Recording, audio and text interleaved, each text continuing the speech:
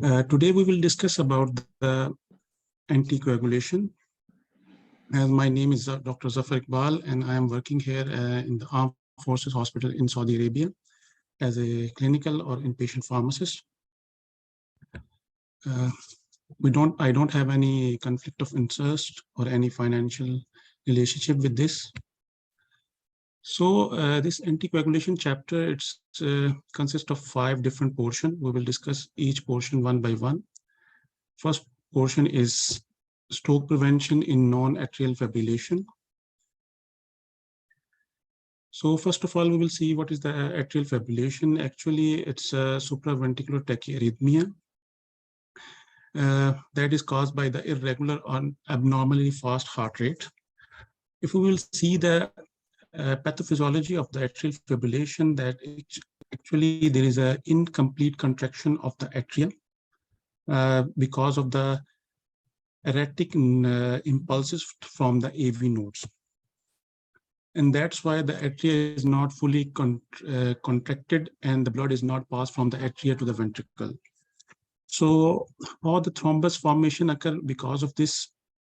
Actually, when the incomplete conduction of supraventricular impulse create a lack of atrial contraction, because of this, the blood pooling occurs in the atria. The atria is not completely emptied into the ventricles. So as a result of this, the blood is accumulated in the atria, especially in the atrial appendages. And this blood stasis is associated with the increased formation of mural thrombus, which may lead to the atrial embolization or stroke. How we will stratify the risk of ischemic stroke in non-valvular atrial fibrillated patients? Previously, we are using the CHAD scores. CHAD score C stand for congestive heart failure, H for hypertension, age more than 75, diabetes mellitus, and previous stroke or transient ischemic attack. So each containing 1 point, but for previous stroke and transient ischemic attack contain 2 points. But now this is modified to CHAD-Y score. It's contains some additional factors like vascular diseases, age between 65 to 74, or sex category. If the patient is a female, there is one additional point here. On the basis of CHAD score, we can stratify the risk category. If the CHAD score is 0, it's a low risk patient. If it's 1, that means it's intermediate. If 2 or more, then it's high risk patients. On the basis of CHAD first score, we are not only stratify the risk category, we are also start our strategy for the therapeutic interventions. Like if the patient have 0 score in the man and 1 in the female cell, we will use only the aspirin. We will not use any antithrombotic therapy in this case, because this is a low risk patient. In the intermediate risk patient, we can start the antithrombotic therapy, but we will also use the aspirin. But for the high risk patient, we definitely use the anticoagulation therapy, or we will prefer the direct oral anticoagulant over warfarin if it's safe for the patient. Next is some ACCP guidelines. Here are some recommendations from the ACCP for the treatment option of the non-valvular atrial fibrillation ischemic patient, prevention of the ischemia in that patients. First of all, they recommend that we have to use the CHAD-Y score to stratify the risk of the patient. Next is the antithrombotic therapy is used if the patient has the more than one CHAD-Y score in male and more than 2 or more and equal to 2 in the female side. Also, because of the anticoagulation therapy, there are increased risk of bleeding. So we also have to assess the bleeding risk in that patient and also modify the risk factor before starting the therapy. Like if the patient has high blood pressure, patient is using any medication which also increase the risk of bleeding, patient has any gastric ulcers, renal function, all these things should be optimized before starting the anticoagulation therapy. Bleeding risk, for the bleeding risk, we use the Hasblad score to stratify the risk of the bleeding in that patient. we will discuss it later. What is a Hasblad score? If the Hasblad score is more than or equal to 3, so we have to identify this risk factor with the risk factor of bleeding with this Hasblad score. Next is the antiplatelet therapy. It's alone is not recommended, but we can use it in combination with the anticoagulation therapy. Next is the patient eligible for anticoagulation. We recommend direct oral anticoagulation over the vitamin K antagonist.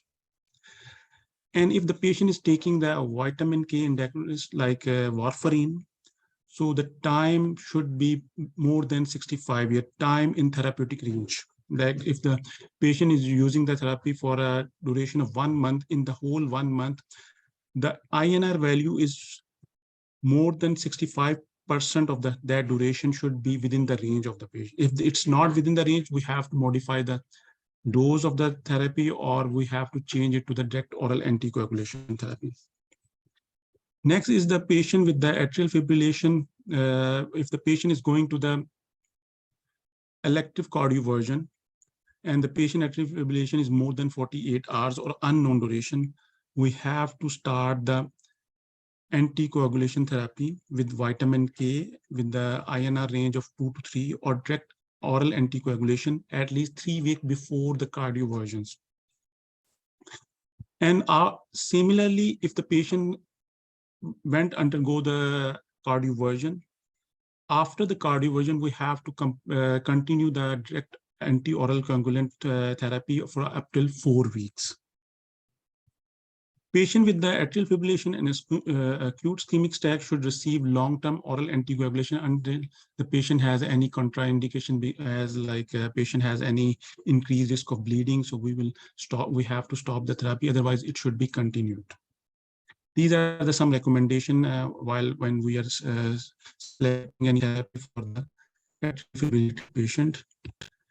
First of all, we will see the anticoagulation, and in the anticoagulation therapy, we will see the warfarin. Warfarin, as we know that it's a vitamin K antagonist. It antagonizes the different clotting factor, factor 2, factor 7, factor 9, and factor 10. And different studies shows that 70 to 80% reduction in the stroke and systemic embolism with the use of warfarin. Usually in that class, we will keep the range of the INR between 2 to 3. We start with the 5 milligram of therapy in outpatient sector, and in a hospitalized patient, we will start with the 10 milligram.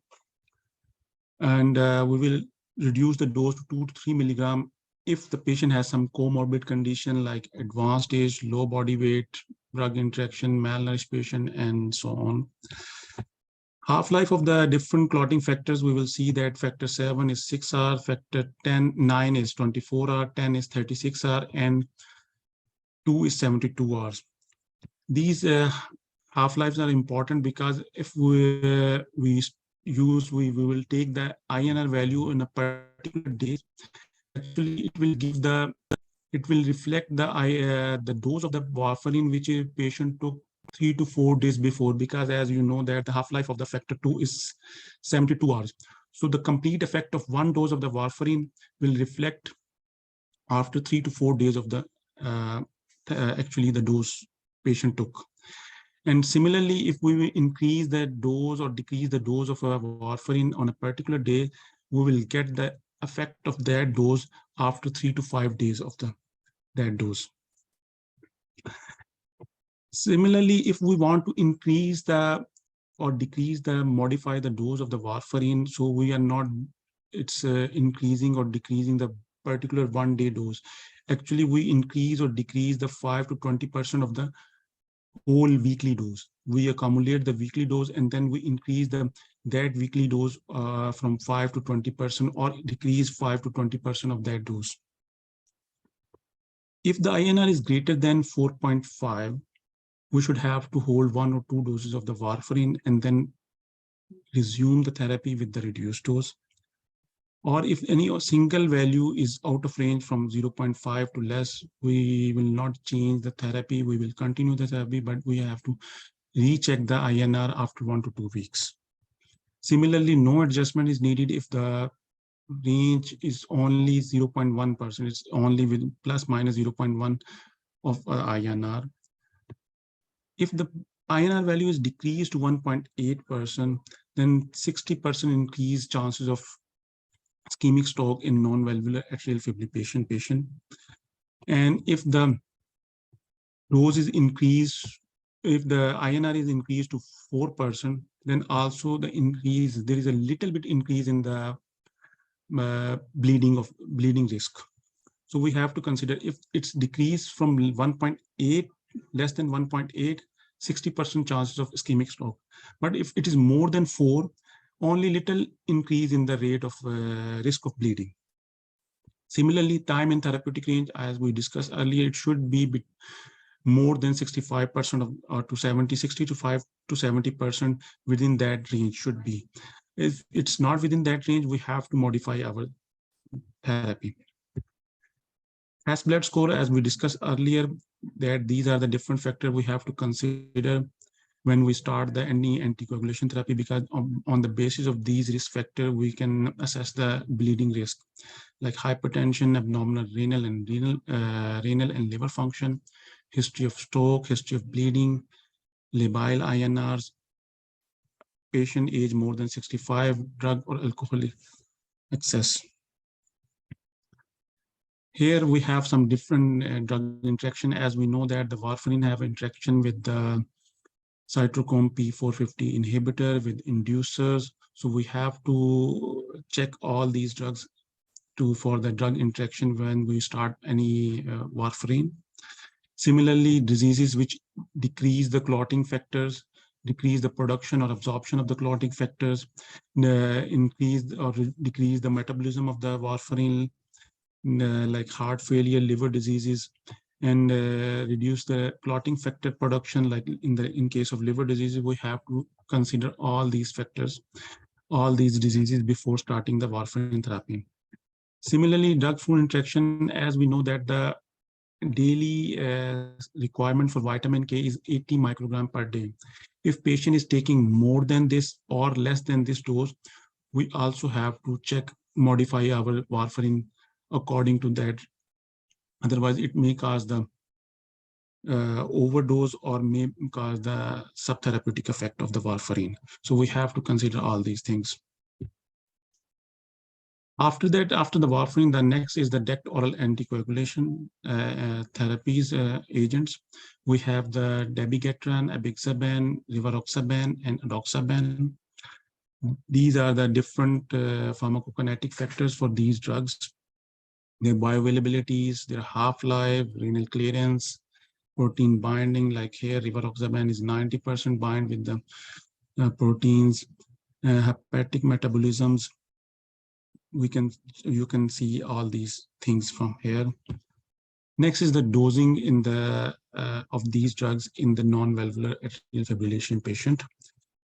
Dabigatran is the recommended standard dose is 150 mg twice daily. We have to reduce the dose with the creatinine clearance and with the cytochrome P450 inhibitors.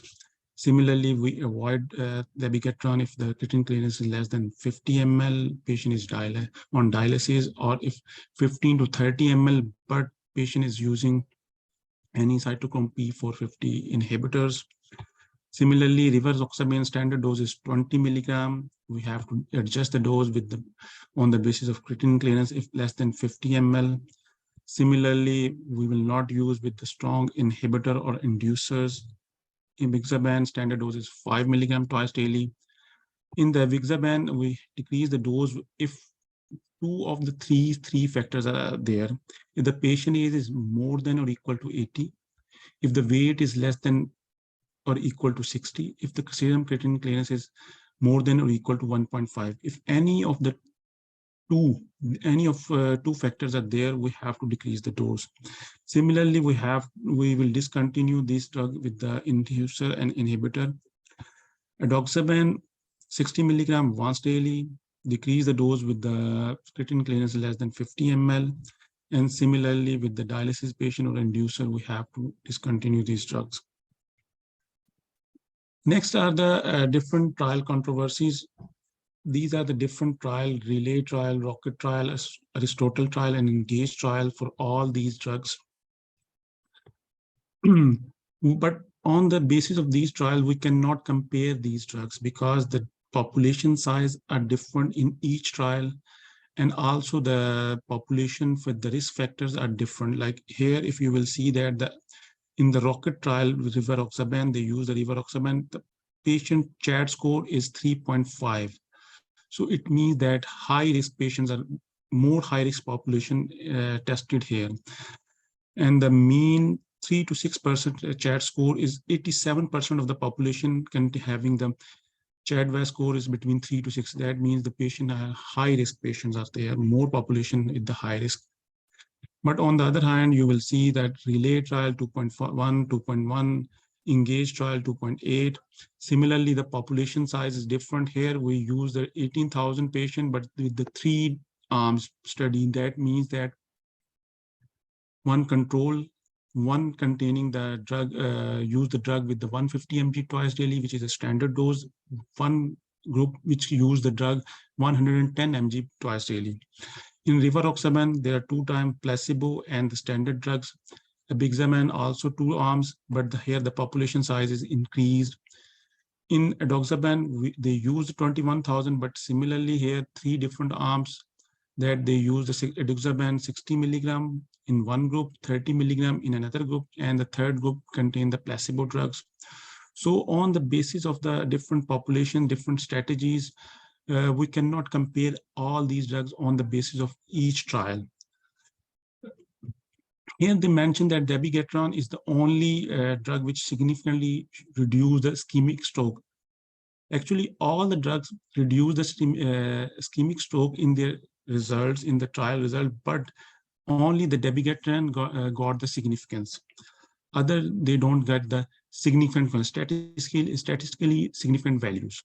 So we have to see that, but they said that as this study is an unblinded study. So everybody knows that one in the unblinded study, we have the chances of biasness is higher, as we know that we are focusing more on that population which is containing the study drug. So that's why the chances of biasness is higher in the unblinded study. So maybe this is one of the reasons that this trial, the dabigatran, they shows the significant reduction in the ischemic stroke. Next is they said that all the agents reduce the mortality about 10%, but abixaban achieving statistical significance. All the drugs, they reduce the mortality, but only the statistically significant values achieved in the Aristotle trial, because this trial contains higher number of population. As the population size is increased, chances of statistical significance also increase. So that's why this is one of the reasons maybe this in this trial, they achieve the statistical significance in case of the mortality. Next is the lower bleeding rate with abixaban and edoxaban, maybe because of the shorter assessment of the bleeding events. One of the reasons that they have the low bleeding risk, also their population risk is also low. As you see that in the Aristotle trial, abixaban only 2.1. But on the other hand, in the rocket trial, it's 3.5 high risk population. So that's why in this study, the risk of bleeding is lower as compared to the rocket trials. Next are the different strategies that how we can convert the different direct oral anticoagulation drug to the other injectable oral injectable anticoagulation, or how we can convert from these drugs to the warfarin, or from warfarin to the direct oral anticoagulation. So these I'm just going through these slides because this is already discussed in the cardiology section. You can study from there. It's the similar things. It's just a strategies. You can read it and you will find that how do you convert, because of the shortage of time, because we have a long chapter here. So you can just review that dabigatran, rivaroxaban, abixaban, and edoxaban. These are the different strategies how to convert from these drugs to the other drugs, or from other drugs to these drugs. Next is the antiplatelet therapy. We already covered now the anticoagulation therapy. Next is the antiplatelet therapy. As we know that it's only the single antiplatelet therapy is not recommended for the prophylaxis of the ischemic stroke in the non-valvular atrial fibrillation. There are different trials. Aspirin is one of the drugs that can be used in the low and intermediate thrombotic risk patient. But also we can use it in that where the direct oral anticoagulation drugs are contraindicated because patient has high risk of bleeding. So we cannot use the direct oral anticoagulation drug, so we can move it to the aspirin. There is one trial, SPAF trial, that is compare the aspirin with the low dose or high dose. The patient with the high dose, it achieve the benefit. The patient with the high dose, they have the benefit in reducing the risk of ischemic stroke in the patient. And there is another trial, that is Averroes trial, that compare the apixaban with the aspirin. They stopped this trial earlier because the apixaban clearly shows better efficacy than the aspirin. And there is no difference in the major bleeding. So that's why the direct oral anticoagulation, as I already explained, that it's better than the antiplatelet therapies. There is another trial, that is a active W trial, compared with the warfarin. The aspirin they use with plus clopidogrel, and the other is the warfarin alone with the INR range is 2 to 3. Aspirin and clopidogrel was inferior to warfarin, and for the stroke prevention. Secondary endpoint, that is a major bleeding, no difference in the bleeding. So it means that the warfarin is better than the aspirin plus clopidogrel. There is another trial, that is an active A trial, in which the aspirin plus clopidogrel compare only the aspirin. In that case, the aspirin and clopidogrel shows better result, but the bleeding risk is higher in the combination group than the aspirin. Next is the patient with the non-valvular atrial fibrillation who need the percutaneous coronary intervention, require triple antithrombotic therapy. Like these are the patients who need the angioplasty. So in that approach, the target INR should be between 2 to 5 instead of 2 to 3. Aspirin 81 mg instead of higher doses. And we prefer clopidogrel instead of the ticagrelor and prasugrel, because P2 wide these two ticagrelor and prasugrel have more coronary artery bypass grafting major bleeding issues than the clopidogrel. And also trying to use the bare metal stent is better than the bare metal stent is better than the drug eluting stents. There is a VOS trial that compared this triple therapy with the double therapy. In triple therapy, they use warfarin, clopidogrel, and aspirin. In the double therapy, without aspirin, they use only warfarin and clopidogrel. Bleeding is significantly reduced in relatively 64% with the double therapy. The risk of bleeding is less with the double therapy as compared to the triple therapy. Similarly, major bleeding was reduced by 44%.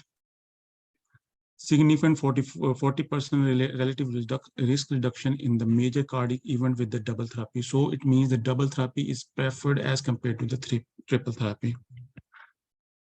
Next is the Pioneer trial. Pioneer trial, in which there are 3 different groups. First groups can use the rivaroxaban plus clopidogrel for 12 months. Second group, they use the rivaroxaban plus clopidogrel plus aspirin, but after 1 and 6 months, they change rivaroxaban plus aspirin, but they stop the clopidogrel to complete the 12 months. Some groups, after 1 month, some patients, they stop the clopidogrel. Another groups, they stop the clopidogrel after 6 months, and so on. They continue the therapy for 12 months. And third group, they use the standard therapy like warfarin plus clopidogrel plus aspirin. Similarly, they stop the clopidogrel after 1 month and 6 months and continue the remaining time, 6 months, with the warfarin and aspirin. They reduce the dose of rivaroxaban with the creatinine clearance. The patient has less than 50 or between 50 to 30. They use the dose of 10 milligram. And the patient mostly use the clopidogrel. Only 2% patients use prasugrel and 5% patients use ticagrelor. So the primary outcome of clinically significant bleeding risk is lower in the patient group which use the rivaroxaban plus clopidogrel. Then group 2, which contain the rivaroxaban, clopidogrel, and aspirin. And also it is better from the group 3, which is use the standard therapy, warfarin, clopidogrel, and aspirin. There is no difference in the composite of the cardiac death, MI, and stroke prevention in all these groups. But on the basis of the risk of bleeding, we preferred the first group, like rivaroxaban plus clopidogrel. There is another trial that is a redual trial in which you use the dabigatran instead of the rivaroxaban. In first group, they use the dose of 110 milligram twice daily plus clopidogrel for 12 months. Second group, they use 150 mg twice daily plus clopidogrel or ticagrelor for 12 months. In the third, they use the standard therapy of warfarin plus aspirin plus clopidogrel, and similarly discontinue the aspirin after 1 month in patient with the bare metal stent, and in 3 months after 3 months in the patient who are using the drug-eluting stents. Primary endpoint in this trial is the major and clinically relevant non-major bleeding, which is significantly lower in group 1 than from the group 3, and also lower in group 2 as compared to 3. Although it is not designed to evaluate the ischemic outcomes, but MI, stroke, systemic embolism, death, and unplanned revascularization was non-inferior between all these group 1, group 3, and group 2. All they have the similar result, but we have better result in the group 2. So the summary of this is that the current evidence shows that rivaroxaban 15 mg plus clopidogrel or dabigatran 150 mg twice daily with dabigatran is the best combination in the patient which are using PCI. So here is one first case we have, like patient BD is a 73-year-old man. Height and weight is given, newly diagnosed non-valvular atrial fibrillation. He also has a history of hypertension, dyslipidemia, stable ischemic heart disease, systolic heart failure.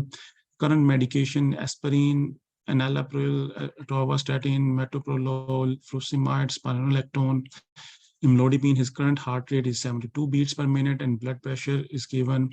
Laboratory values, potassium is given, stable, creatinine clearance is high, blood glucose level is given.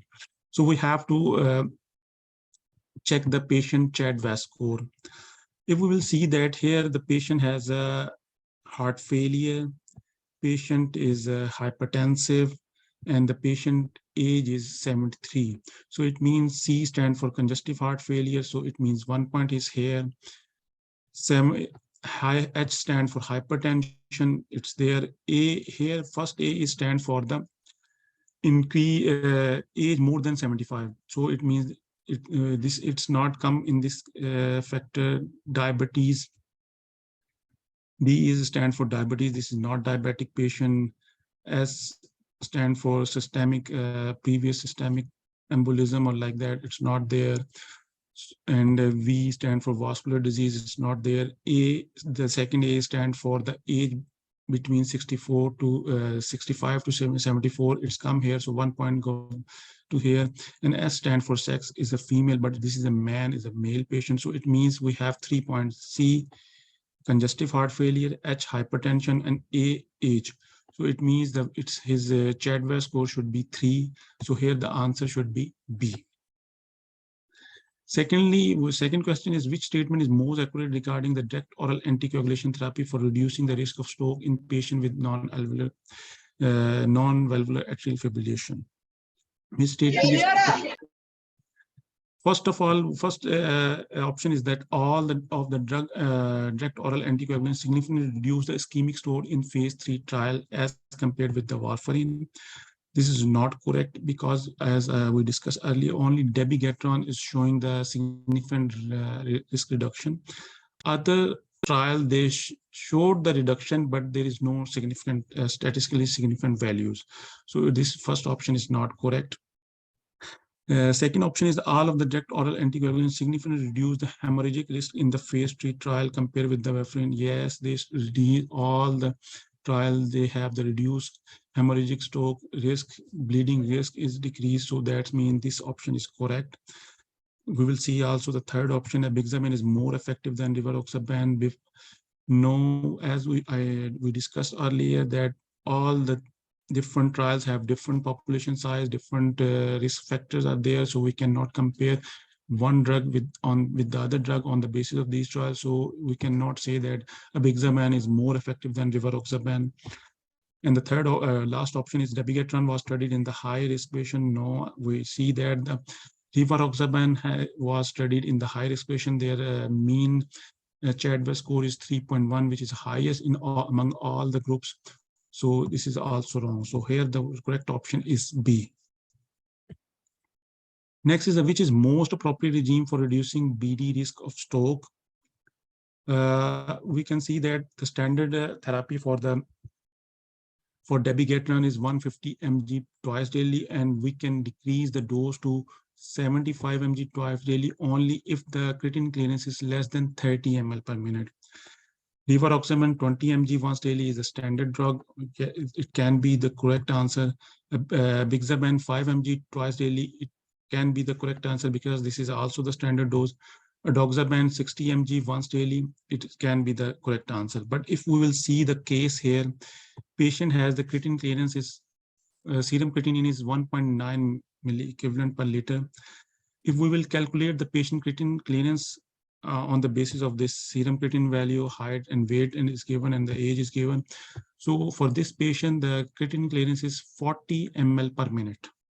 40 ml per minute. So it means that rivaroxaban dose should be decreased from 20 to 15 milligram if the creatinine clearance is less than 50. And also the adoxaban dose should be decreased from 60 to 30 milligram if it is creatinine clearance is less than 50 ml. So it means both these options are not correct. Dabigatran, as I already told you this, it's only decreased. We will decrease the dose of dabigatran only if the creatinine clearance is less than 30 ml. But in this patient, it's more than 30. It's 40 ml. So we will not decrease the dose.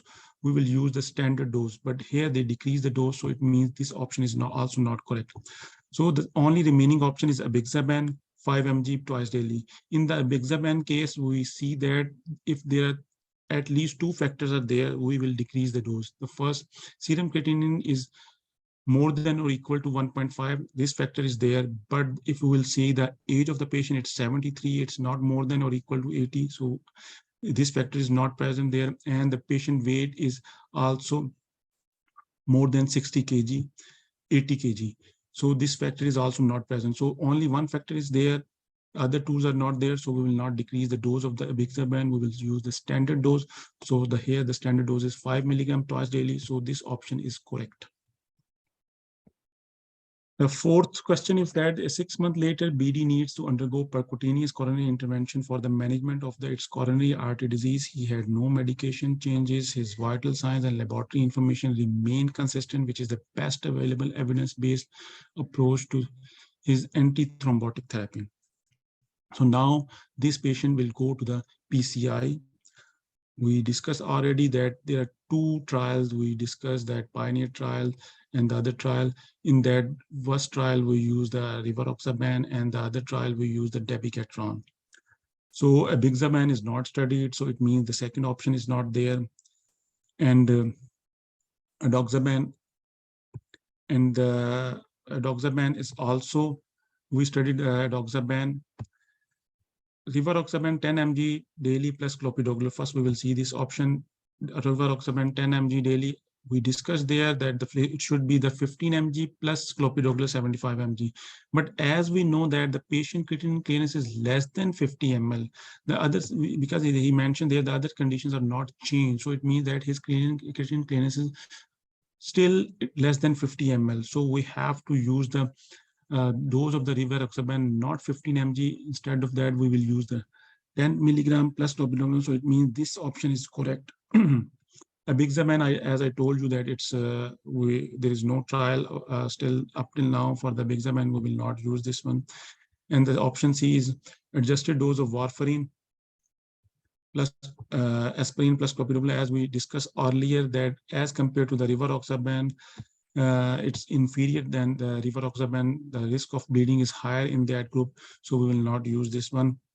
Here, the doxaban 15 mg once daily plus aspirin 81 milligram plus clopidogrel. If we will see the trials here in the back, we have this trial. We use the dabigatran. We didn't use the doxaban, so it is also doxaban is not studied. So we don't have this option. So only the remaining option is the rivaroxaban here, which is the correct option. So now, for up till now, we discussed the non-ischemic stroke prevention in the non-valvular atrial fibrillation. Now we will move to the valvular disease, the patient with the valvular disease. Risk of thrombosis is 20% higher as compared to the non-valvular patient in the valvular disease. So if we will use change the valves, heart valves with the bioprosthetic, we are using two types of valves here, bioprosthetic valves or mechanical valves. First, we will see the bioprosthetic valve.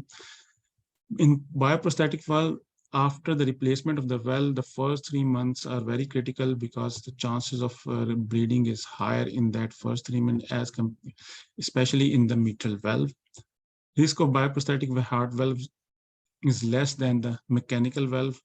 And risk of thromboembolism in the mitral valve is more than the aortic valve. So 3 things we see here, that the first 3 months are important if we use the bioprosthetic valve. Second thing is that the risk of thromboembolism is higher in the mechanical valve as compared to the bioprosthetic valve. And the third thing is risk of thromboembolism is higher in the mitral valve as compared to the aortic valve. So first we will see the aortic bioprosthetic valve. If we use the aortic bioprosthetic valves, the standard therapy is aspirin daily for at least first 3 months. We have to use it. We can use the warfarin therapy with the adjusted INR of 2 to 3 at least month, or for as long as 6 months if the patient has the low risk of bleeding in that population. Next is the transcatheter aortic bioprosthetic valve. Here we use the aspirin as a standard therapy plus clopidogrel for first 3 months. Alternately, we can use the warfarin for the 3 months and continue for more if the patient has low risk of bleeding. If we use the bioprosthetic valve at the mitral valve, so warfarin therapy should be, because as we discussed earlier that the risk is higher at the mitral valve. So here we use the warfarin as a standard therapy, and INR value should be between 2 to 3 months for first 3 months. Patient can be transitioned to the aspirin. After that, we can change to aspirin. Aspirin should be used with addition to warfarin in the patient with the low risk of bleeding. Next is the all these things are for the bioprosthetic valve. Here is the mechanical valve. If we use the mechanical heart valve, so the standard therapy should be warfarin. Warfarin therapy should be used in any valve. If either we are using the mitral valve, either we are replacing the aortic valve, we use the warfarin as a standard therapy. In that cases, patient can be bridged with the warfarin with the other parenteral heparin drugs, because we know that the warfarin takes some time to achieve their therapeutic values. So in that time period, we can bridge the injectable drugs with the warfarin until the warfarin range achieve his therapeutic range. Then we stop the injectable drug and continue with the warfarin therapy. If we use the aortic mechanical valve, warfarin therapy with the 2 to 3 INR range, patient with the thrombotic risk factors present, we can increase the range from 2.5 to 3. Patient with the low risk of bleeding, we can use the aspirin as well. And if the patient receive own aortic valve, it is a type of valve, we can decrease, because in that valves, the risk of bleeding is thrombotic event is decreased, so we can decrease the INR range between 1.5 to 2. Next is the mitral mechanical. If we will replace the mitral valve, warfarin therapy, as the mitral valve, the risk is higher, so we increase the range of the INR between 2.5 to 3. Low risk patient, we can use the aspirin as well. Or if the patient should receive warfarin therapy with the target of the 2.5 to 3. If the aortic and mitral valves, mitral heart valves are replaced, we can use this is the standard way of the warfarin therapy we will use. We have the case here that SD is a 62-year-old woman. Weight, height, and weight is given with the history of significant primary mitral regurgitation. Her echocardiogram reveals significant leaflet flaring, and that is not amendable to mitral valve repair. So it means we have to replace the valve, and it's a mitral position. So we know that the mitral position, the risk is higher. She also has a history of hypertension, dyslipidemia, and gout. Her current medication, lisinopril, hydrochlorothiazide, simvastatin, allopurinol. Heart rate is given, blood pressure is given, creatinine clearance is 60 ml per minute. She is studied to undergo valve replacement surgery. So it means we have to replace his valve and will receive a mechanical mitral valve. So she received mechanical valve first of all, and then the mitral valve. So it means mechanical valve, we know that it's the risk of thrombotic event is higher in the mechanical valve, and also the mitral position, the valve risk is also higher. So it means this is a high risk patient. You are discussing the anticoagulation post-operative plan with SD teams, which is the optimal regime for preventing thrombosis. As we know that the mechanical valve standard therapy is warfarin, we will use the warfarin. And as the patient is replacing the valve at the mitral position, so it means the risk is higher, so we can keep the INR value between 2.5 to 3.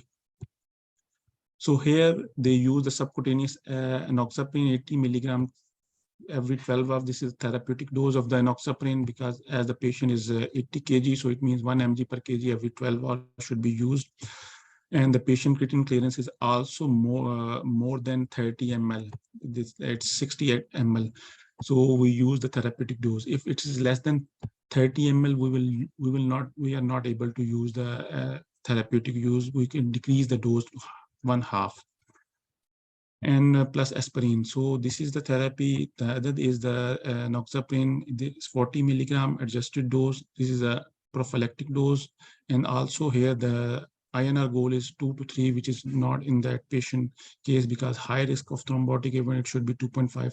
So it means this is wrong. Also here they use only the unfractionated heparin as and in combination of warfarin, and the goal is also less. So it means this option is also not correct. Third one is the adjusted dose of warfarin plus aspirin, but here they didn't bridge the therapy with the injectable drugs. So this option is also not correct. So it means the first option is correct. Here in bridging is there. Warfarin INR range is in the high risk patient. So we will, the correct option is the option A. Next is the patient, which statement best describes the thrombotic risk in patient with valve replacement surgery? The patient is going with the valve replacement surgery. Which statement describe the patient has a high risk? A is the bioprosthetic valves carry high risk of thrombosis than mechanical valve. The high risk of the thrombosis with bioprosthetic valve is during the first year of the surgery. All patients with the rheumatic mitral valve disease should receive anticoagulation therapy. Valve replacement in the mitral position carries a higher risk of thrombosis than in the aortic position. So first option, they said that the bioprosthetic have high risk than the mechanical valve. This is wrong. As we discussed, mechanical valve have high risk. Second option is high risk of thrombosis with the bioprosthetic valve during first year. We mentioned this point that it is high risk only in the first 3 months. So this is also wrong. All patients with rheumatic mitral valve disease should receive anticoagulation. This is not correct. All patients should not, only some, we have to categorize the patient because it's a rheumatic mitral valve disease, not the, it's not necessary. So option C is not correct. Option D, we see that the valve replacement in mitral position carry high risk. Yes, this is correct, because we know that the mitral position valve have high risk of thromboembolism as compared to the aortic position. So answer D is correct.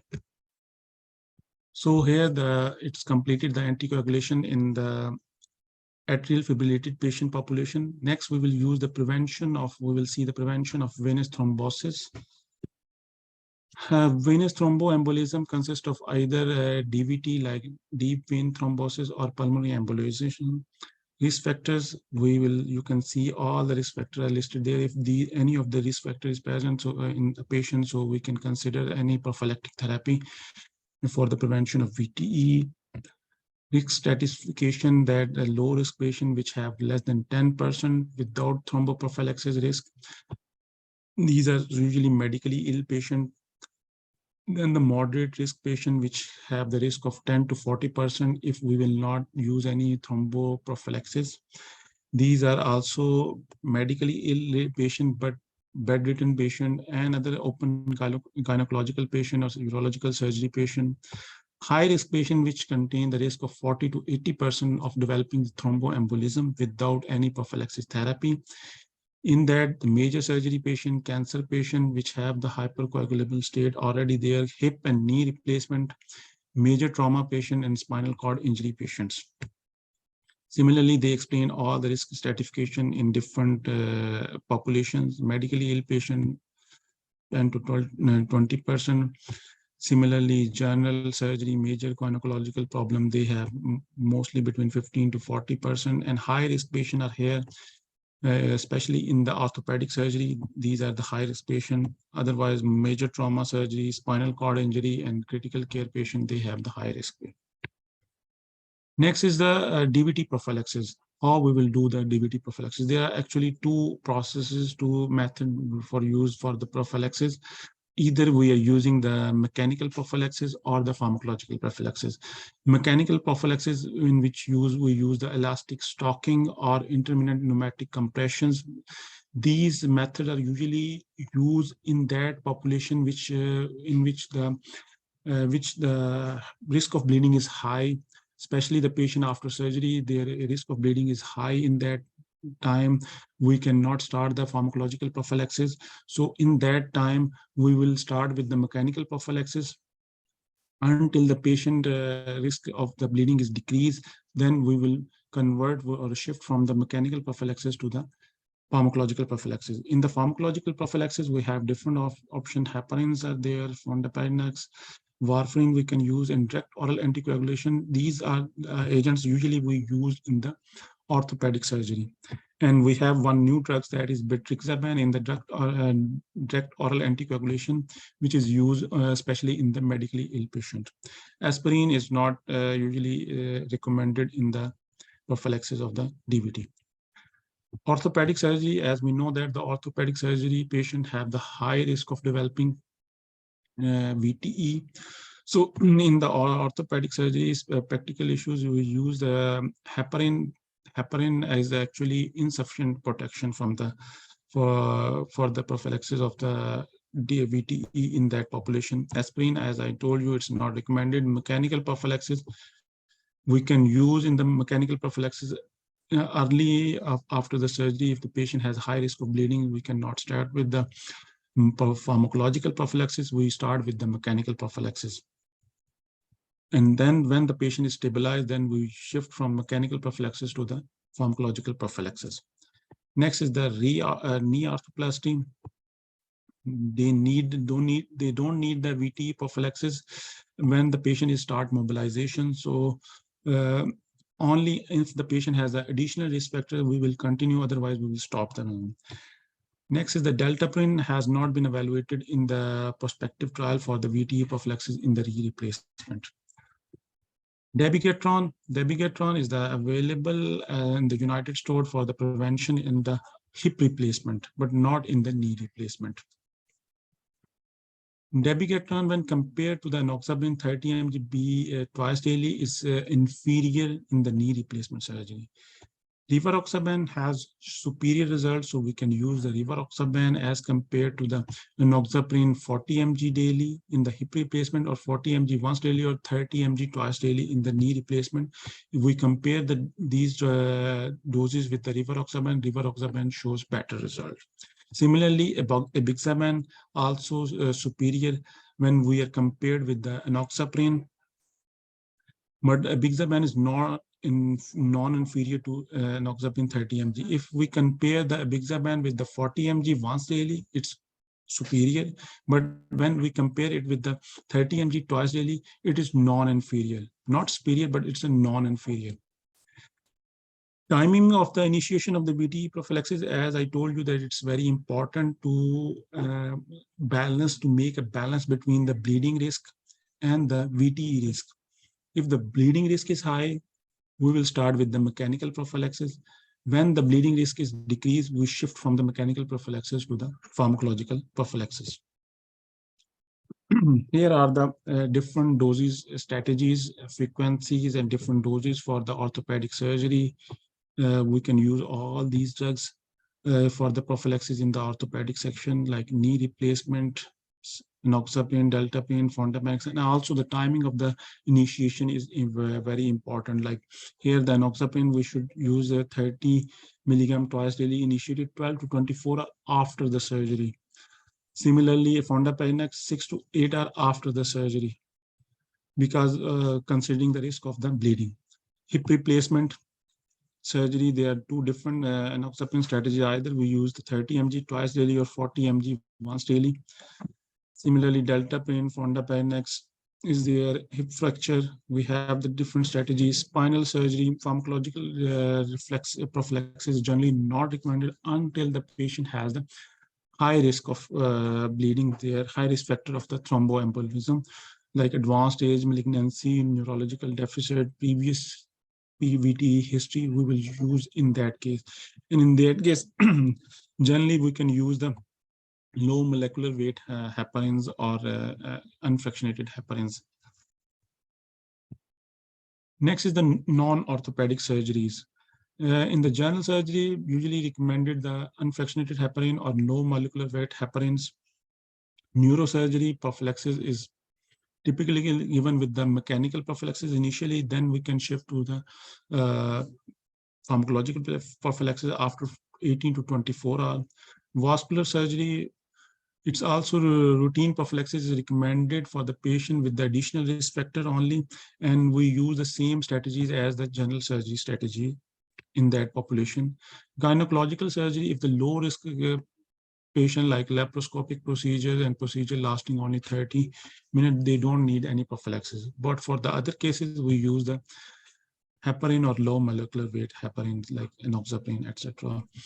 Gynecological cancer surgery, similarly, in that patient, the unfractionated heparin 3 times daily is more effective. The frequency should be 3 times daily as compared to the 2 times daily.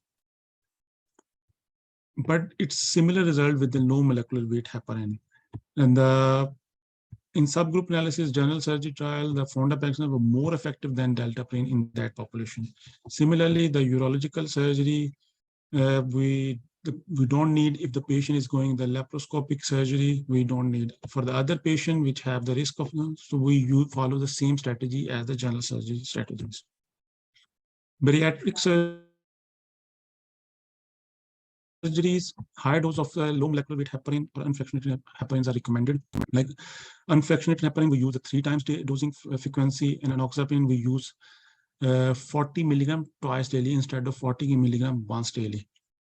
Thoracic surgery, here also the limited trials are there for the thoracic surgery patient, but if we have to use, we will use the similar recommendation like the general surgery patient.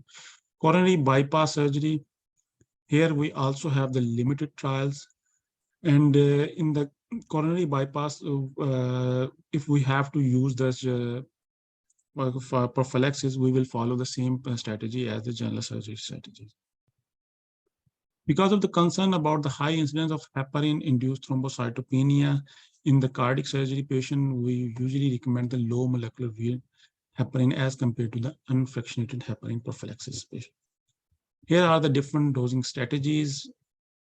Here we use only the heparin, unfractionated heparin, or low molecular weight heparin or fondapax. General surgery, either we use it every 8 hourly or 12 hourly or 40 milligram once daily enoxaparin. But if we see the bariatric patient here, we use the 40 milligram every 12 hours. For all other categories, it's once daily dosing, but for the bariatric patient, we use the twice daily. Here also, deltaprine dosing is increased from 5,000 international units to 7,500 international units. And Fondapanex, instead of 2.5, we use it 5 milligram. So these are the different doses for the different surgeries categories for the prophylaxis of VTE.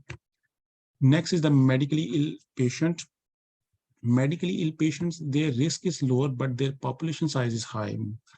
So practical issues that the unfractionated heparin dosing every 12 hours as compared to the enoxaparin 21 mg do not shows efficacy.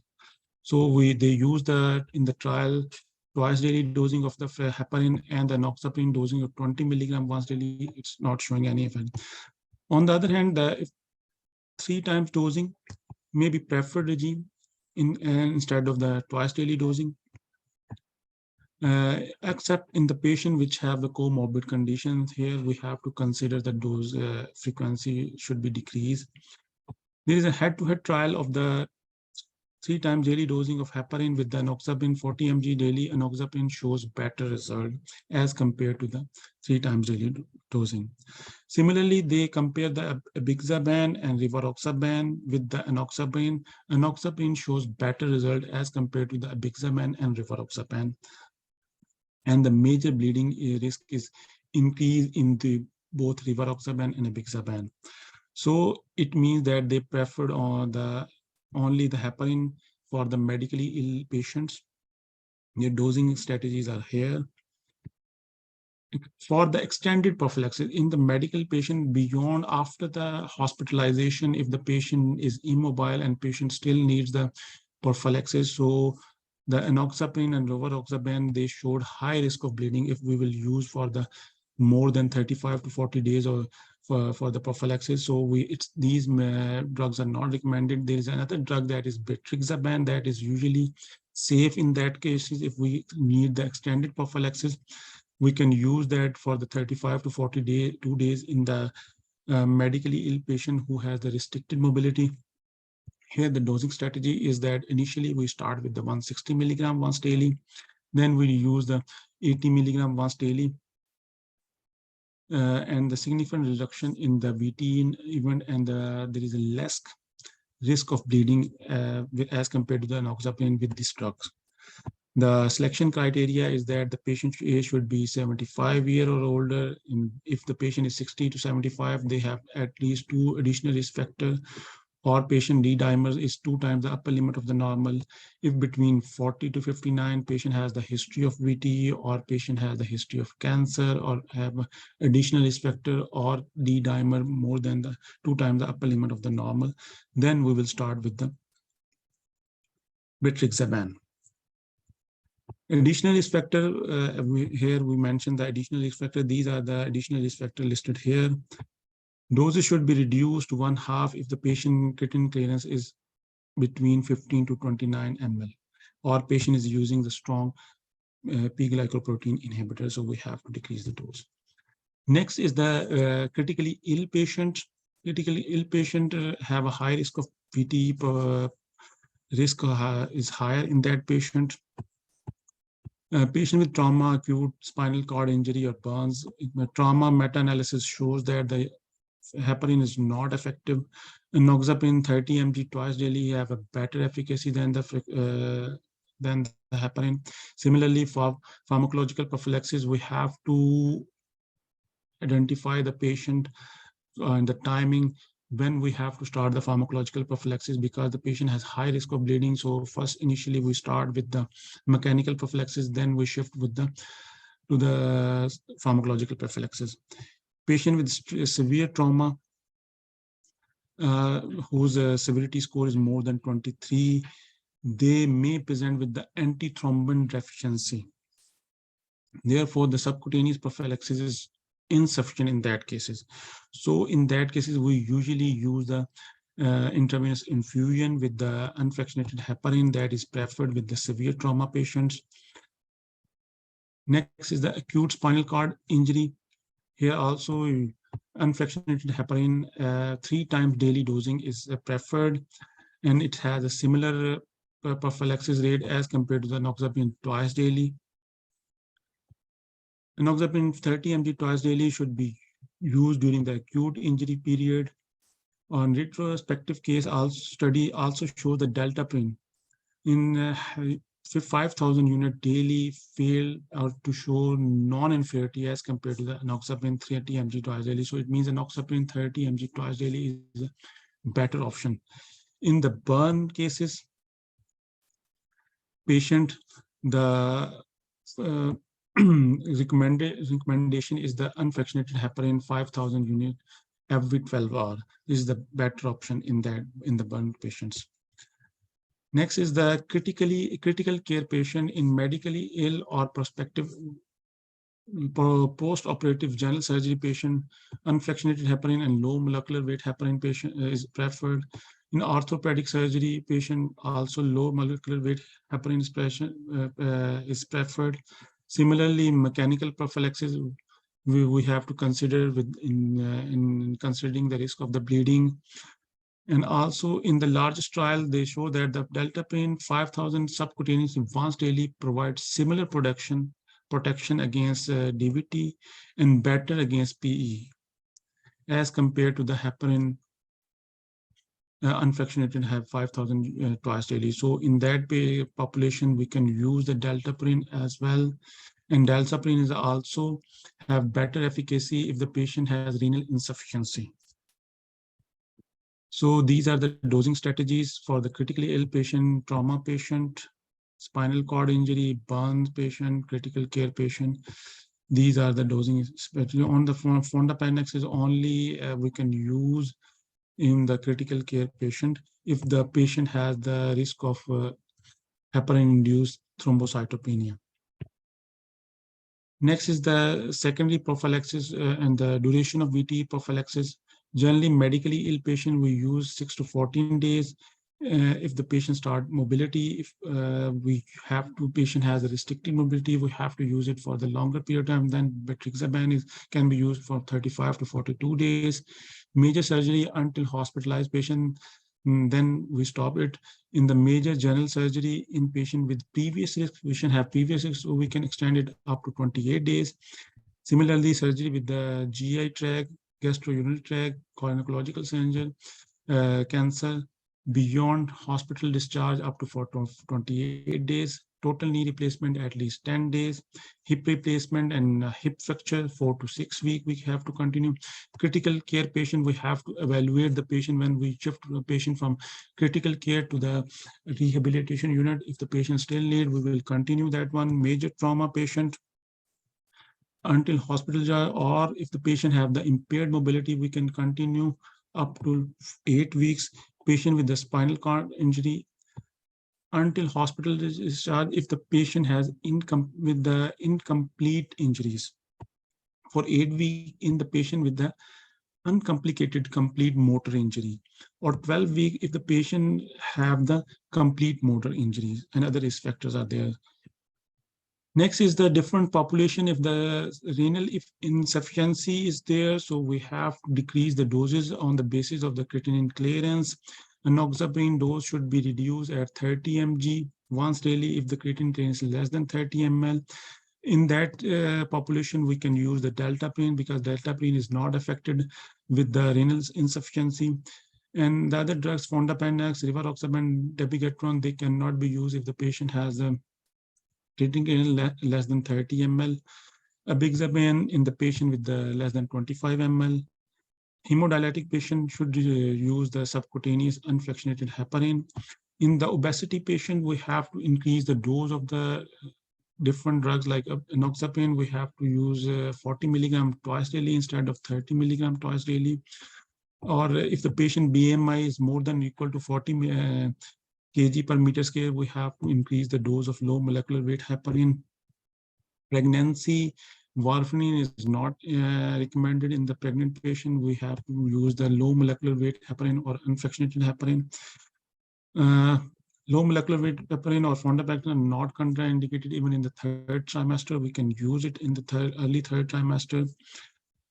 And direct oral anticoagulation has no role in the pregnancy, so we are not using the direct oral anticoagulation in the pregnant patients. Next is we have the case that BG is a 62-year-old man hospitalized for a heart failure exacerbation. He has symptoms when doing only limited exertion and has been out of the bed only to use the bathroom for the past 3 days. His medical history also includes the stable ischemic heart disease, hypertension, diabetes, PE 2 years ago. So patient has the history of pulmonary embolism. We have to consider this one. The currently smokes 2 packs per day and drinks 1 glass of the wine with dinner most evenings. Current medication include bisoprolol 5 mg daily, lisinopril 10 mg daily, aspirin, ranolazine, furosemide, spironolactone, metformin. Blood pressure is given and the heart rate is given. Laboratory values are normal.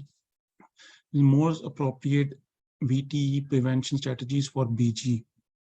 So we have to see the which medicine is appropriate for that. As we know that this is medically ill patient. In medically ill patient, patient has a high risk of VT development of VT because patient has a history of VTE.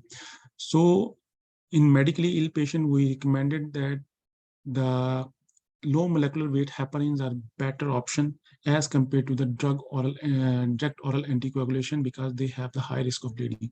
So it means abixaban is not the option. D, they said that the patient don't need any prophylactic, and this is also wrong because patient has the risk factor there. So A and D is wrong. B and D is wrong. Now we can use either of these options. We can use the fondapanex, but the recommended dose of fondapanex in that population is 2.5 milligrams subcutaneously. It's not 5 milligrams, so this is also wrong. So remaining option is the enoxaparin 40 mg once daily. So this is the right option. Next, we will move to the treatment of venous thrombosis. How we'll treat. Previously, we discussed the prophylaxis of the venous thrombosis. Now, if the patient already developed the venous thrombosis, how we will treat the venous thrombosis? Venous thrombosis is present if the virtuous triad is there, like venous stasis is there, vascular damage is there, and patient has the inherited or acquired hypercoagulable states are there. If these 3 conditions are there, so the patient have high risk of development of the thrombosis.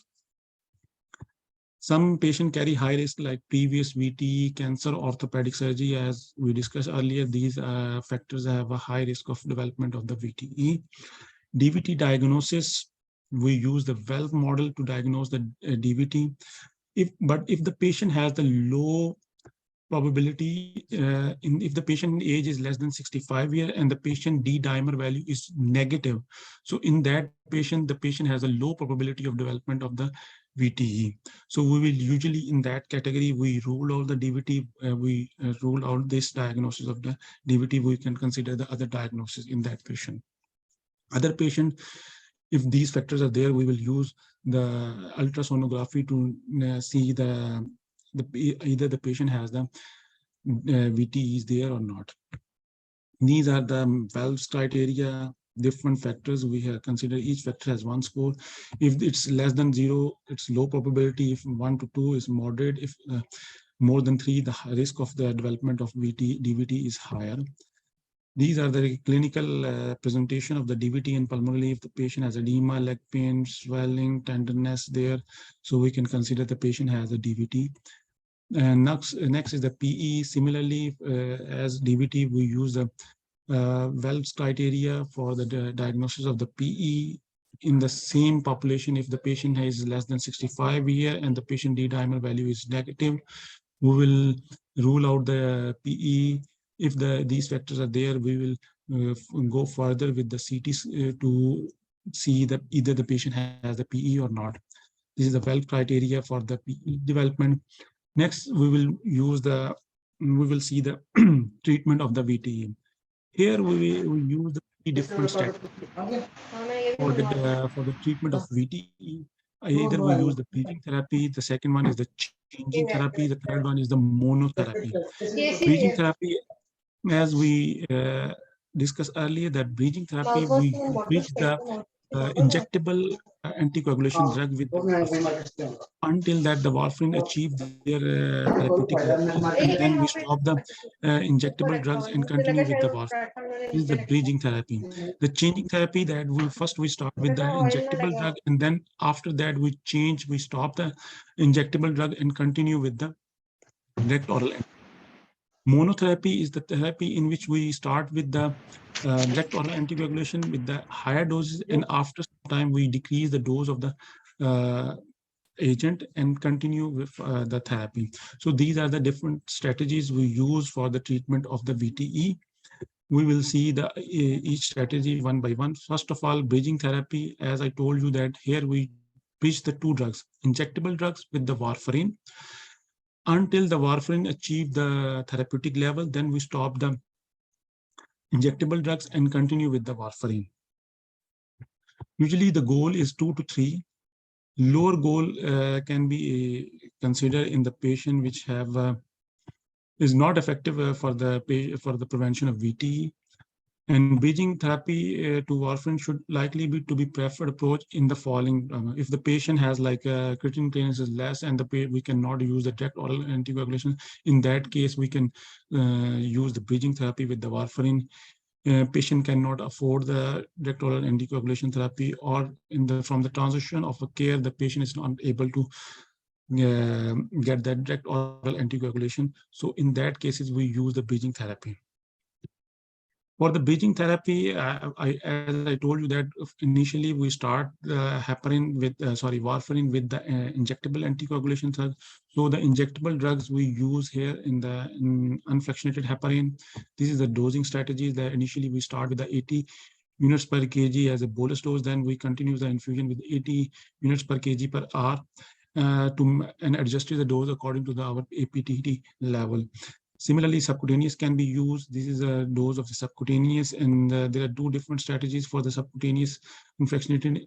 And we can use the low molecular weight heparin like enoxaparin, like here 1 milligram per kg every 12. This is a therapeutic treatment dose, or 1.5 mg per kg every 24 hours. Or if the creatinine clearance is less than 30 ml, we can use the 1 milligram per mg per kg every 24 hours. Deltaprine can be used at 100 units every 12 hours or 200 units per every 24 hours. Similarly, fondapanex on the basis of the weight less than 55 milligram every 24 hours. If weight is 50 to 100, 7.5. If more than 100, then we can use the 10. If the creatinine clearance is less than 30, it's contraindicated. Now there is next is the changing therapy. In the changing therapy, as I told you that initially we start with the injectable drug, then we stop that one and change to the direct oral anticoagulation therapy. Here we have the dabigatran trials, that is a recover 1 trial and 2 trial that is used for the DVT and PE. Or in that all the patients receive a median 9 days of injectable anticoagulation. With the injectable, for the first group, the patient took 9 days of injectable anticoagulation. After that, they stop the anticoagulation injectable drugs and start the dabigatran drugs in the first group. And the second placebo group, they use the standard warfarin therapy. In the warfarin therapy, the 5 days they use the bridging therapy. After that, they stop the injectable drug and continues with the warfarin. So the primary endpoint of symptomatic VT even was similar between both the dabigatran and warfarin. Non-inferiority was obtained, but the major bleeding was not significantly reduced with the dabigatran. But if you will see, the major and critically relevant non-major bleeding was significantly reduced with the dabigatran group. So in that case, the bleeding risk is decreased with the dabigatran as compared to the standard bridging warfarin therapy. Next is the edoxaban trial. Edoxaban, similarly, patient use 7 days of the injectable drugs, and then they stop the injectable drugs and start with the edoxaban. On the other hand, the placebo group they use the warfarin plus bridging with the injectable drugs. After 5 days, they stop the injectable drug and continue with the warfarin for 12 months. Here, the primary endpoint of the symptomatic VTE events were similar between both the groups, but the significant reduction in the major bleeding was not significantly reduced with the doxabin, but major and critically relevant non-major bleeding was significantly reduced with the doxabin as compared to the warfarin. So it means that the risk of bleeding is reduced with the use of doxaban. So we can use the doxaban as compared to the warfarin in that population for the treatment of VTE. The third therapy is the approach is the monotherapy, in which you, as I discussed, I told you before, we start with the drug with the higher dose, and after some time we decrease the dose and continue with the same therapy. Here, first trial is the Einstein DVT or Einstein PE trial. Here, they use the rivaroxaban and it was compared with the noxaparin, similarly bridging therapy with warfarin. And most duration of the injectable anticoagulation was 8 days. Investigator determined whether patient would be treated for 3, 6 months, and 12 months. So they compare the result in 3 months, 6 months, and 12 months. Many patients in the rivaroxaban, for both the trial, they already use the injectable therapy in that case. If they see the primary endpoint of symptomatic VTE event was similar between both the group standard and bridging therapies, non-inferiority was obtained, but the major bleeding was reduced relatively 46% with the use of rivaroxaban as compared to the warfarin therapy. So the rivaroxaban shows better result. On the other hand, the major and CRNM bleeding did not differ between both the groups. Next is the abixaban trial. In the abixaban trial, similarly, they use the abixaban initially at the higher doses, then they decrease the abixaban dose and compare with the bridging therapy with the warfarin and enoxaparin.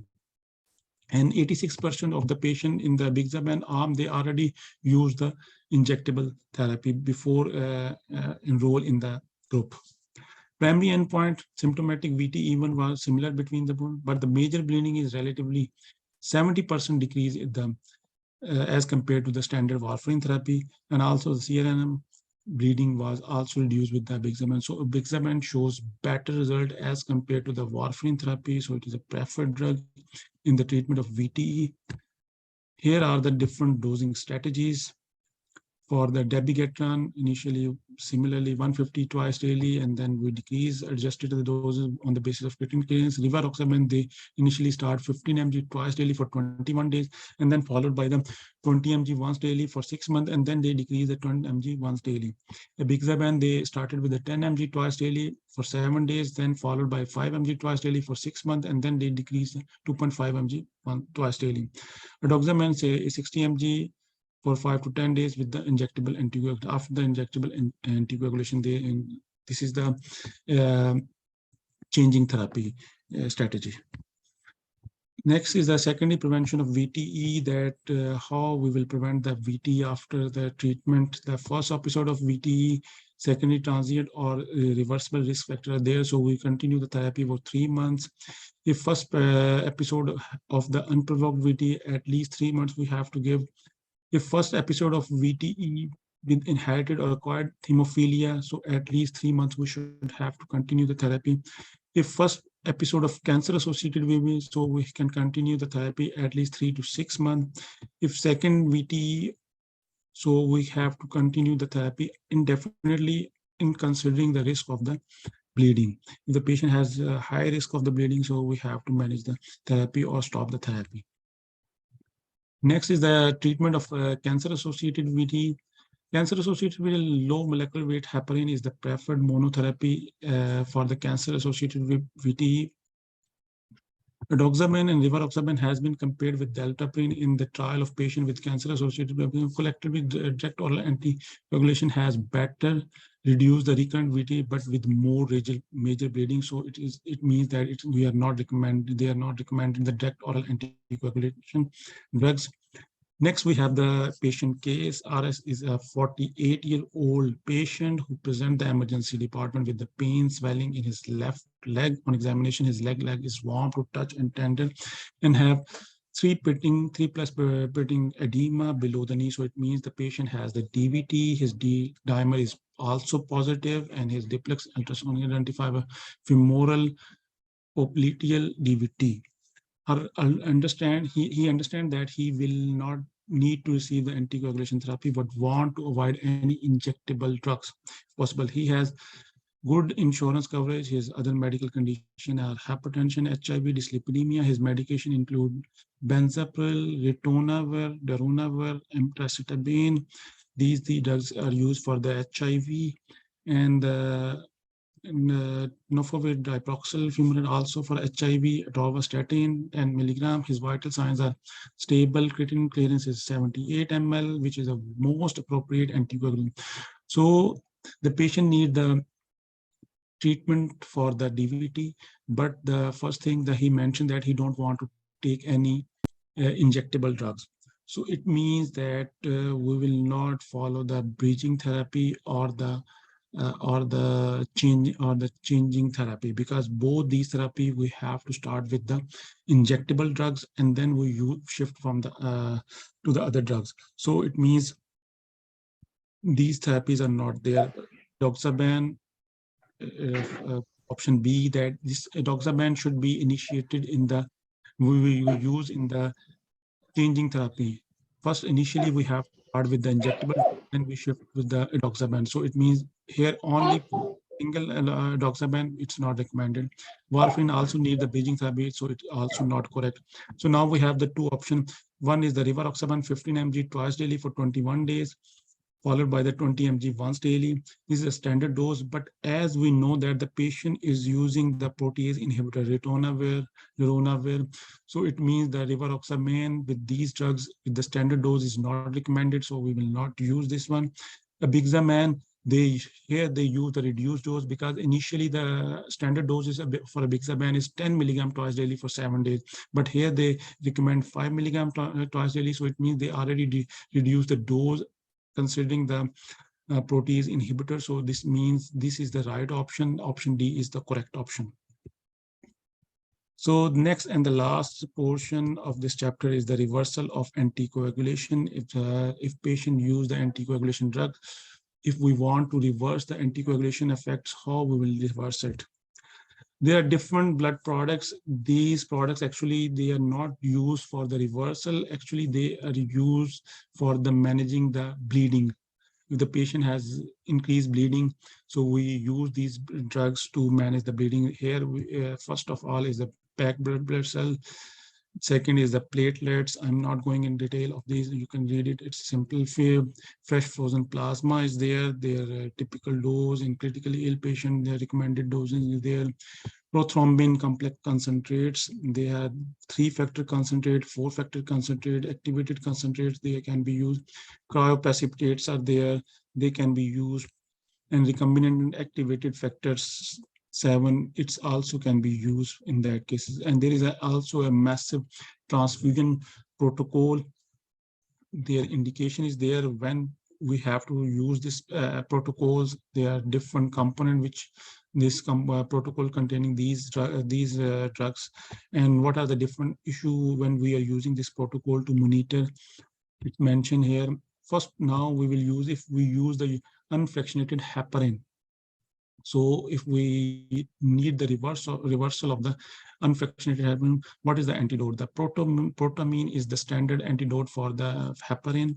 What is the dosing strategies? Usually standard dose is that 1 milligram of protamine neutralize 100 units of heparin. If the patient took 100 units of heparin, we have to use the 1 milligram of protamine to neutralize that one.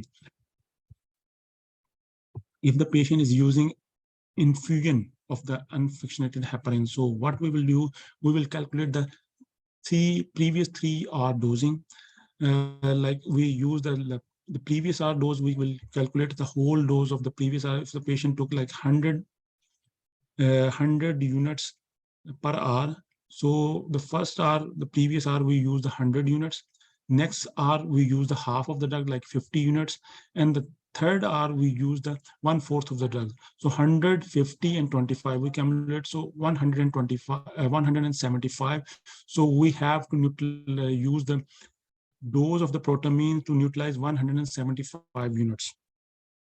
And also the single dose of the protamine sulfate should not be more than 50 mg. Different side effects of the protamine is there and considerations we have to consider when using the protamine sulfate.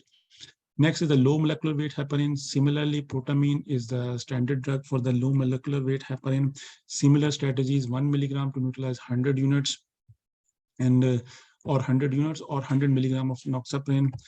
If the low molecular weight heparin is used within the last 8 hours, we use the same strategy, 1 milligram to 100 units. But if it is more than 8 hours has been passed, so we have to reduce the dose of the protamine sulfate half.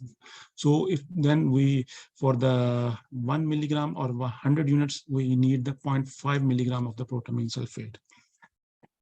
Next is the warfarin. Warfarin, as we know that it's a vitamin K antagonist. So for the reversal of warfarin, we use the vitamin K. We can use vitamin K as a orally, as intravenous infusion. There, it will take for 24 to 48 hours to neutralize the INR.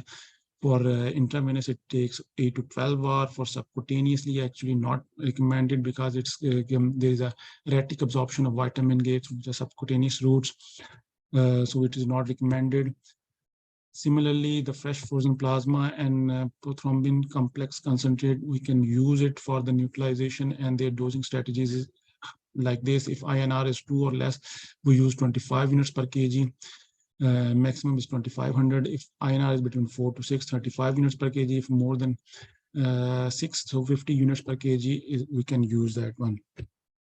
Here is the chart which explains where the warfarin dose, INR values, and the different vitamin K dosing strategies. If the patient has the sign and symptoms of bleeding is there, or patient need rapid reversal of excessive anticoagulation required, and patient not have high risk of thrombosis. If yes, then we use the slow intravenous infusion 10 mg per 10 mg of the dose, and together with the plasma concentrate complex.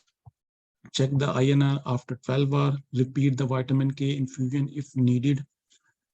If the patient don't need, there is no risk of bleeding is there and don't need excessive reversal, and the INR value is less than 4.5, we can omit the dose of the warfarin, check the INR 3 to 7 days and restart the warfarin.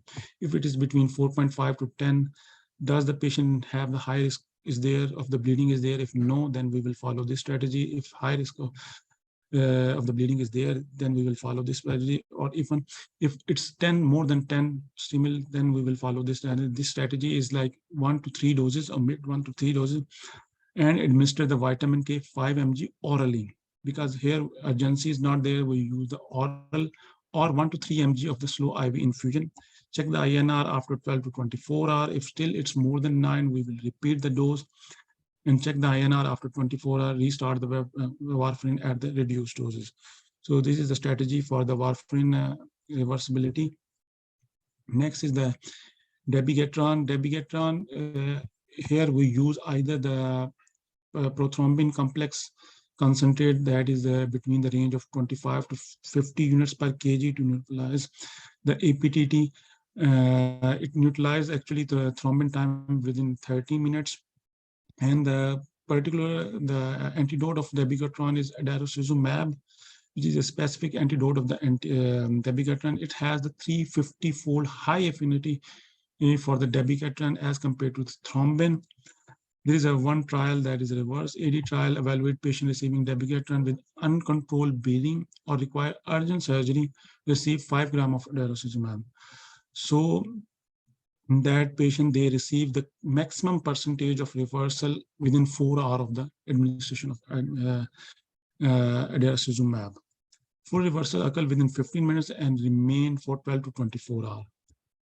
For adagrasib if the dabigatran reversal is needed.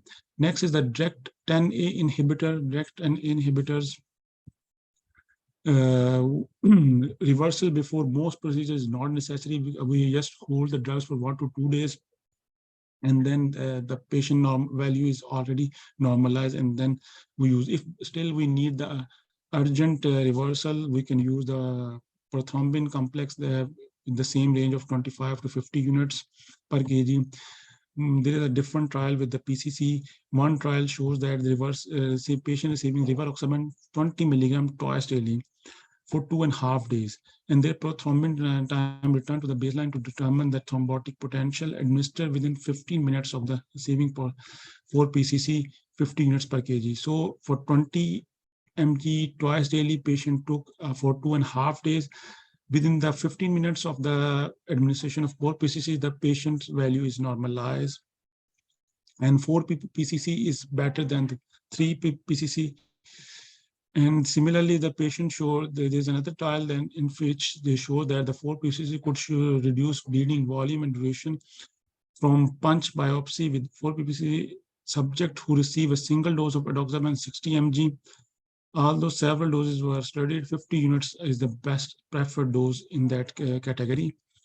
Their standard antidote is indexinate alpha. There is for this drug, we use the bolus drug and continuous infusion for 2 hours. Within a minute of the bolus administration, the 10A concentration return to the baseline, and it is remain at baseline during the continuous infusion. And after the 2 hours of the stoppage of the infusion, it will go again on the higher level.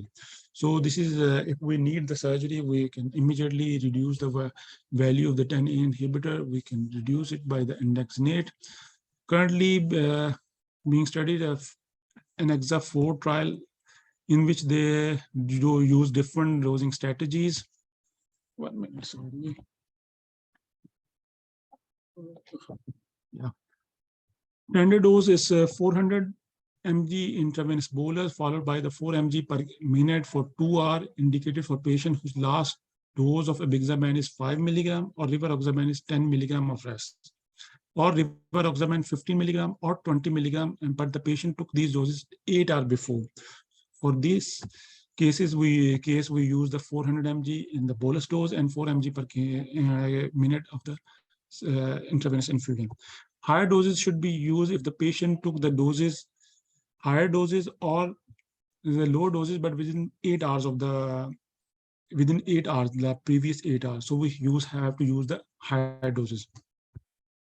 It is not currently indicated for the edoxaban, betrixaban, and oxaban and fondaparinux. So it is not recommended. It is recommended only for the rivaroxaban and apixaban.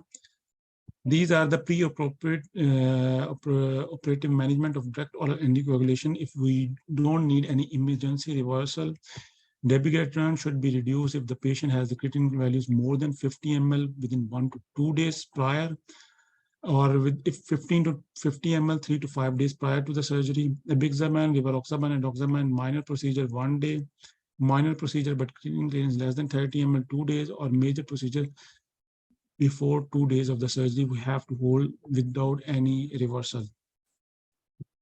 Next is the case. The KD is a 49-year-old man, 68 inches, weight is 100 kg, who has been given a diagnosis of idiopathic DVT 3 weeks ago.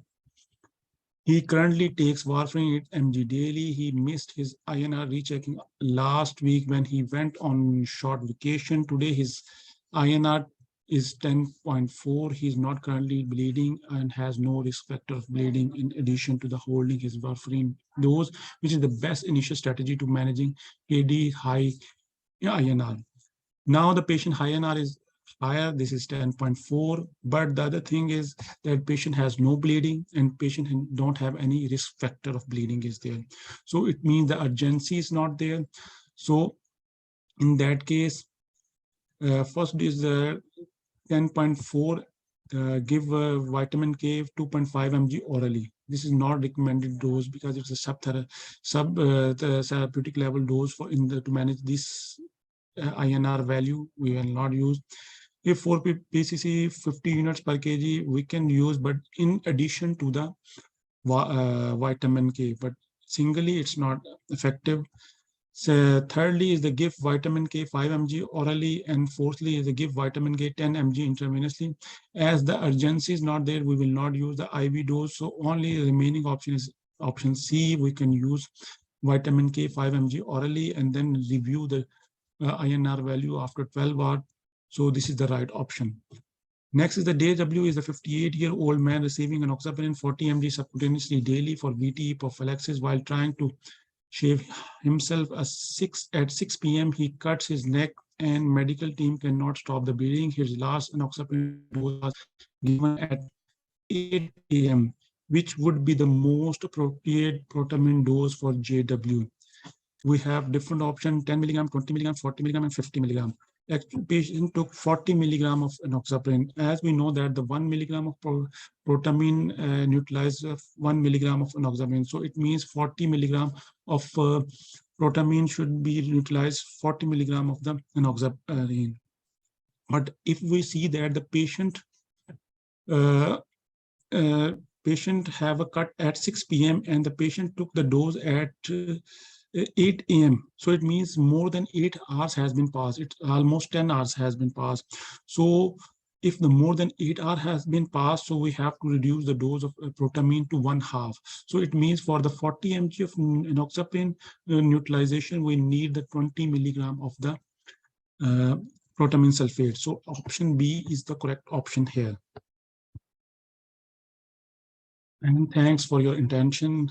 This is today's presentation. If you have any question, you can ask me. Otherwise, this is all from my side. Thank you.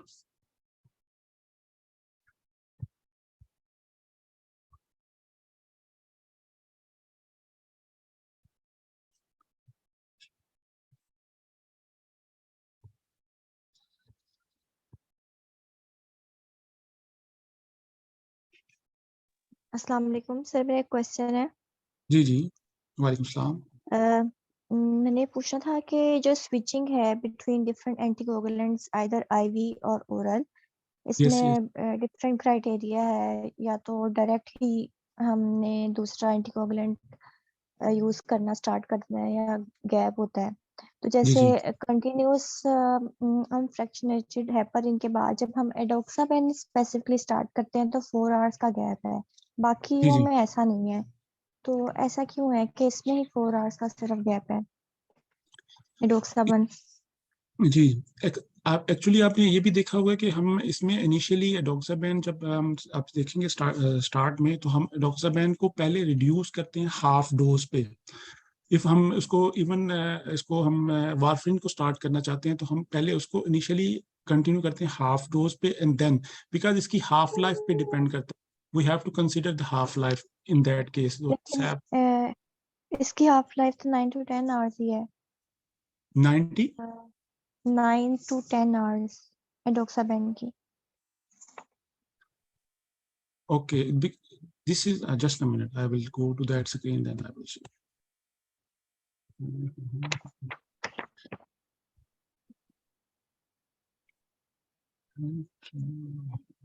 Escape here.